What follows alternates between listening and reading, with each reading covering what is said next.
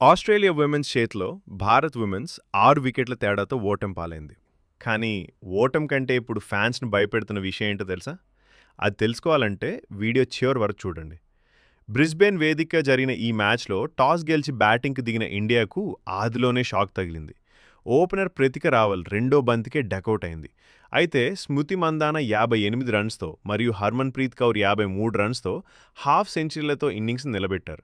ఆఖర్లో కాశ్వీ గౌతమ్ 43 రన్స్‌తో మెరుపులు మెరిపించినంతతో ఇండియా 214 పరుగులు చేయగలిగింది. 215 పరుగుల లక్ష్యంతో దిగిన ఆస్ట్రేలియాకు అలిసా హీలీ 50 రన్స్‌తో అదిరిపోయే స్టార్ట్ ఇచ్చింది.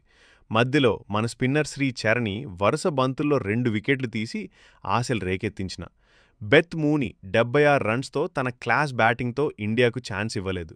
అన్నబెల్ సదర్లాండ్తో కలిసి మూనీ మరో 70 బంతులు మిగిలి ఉండగానే ఆసీస్ని గెలిపించింది.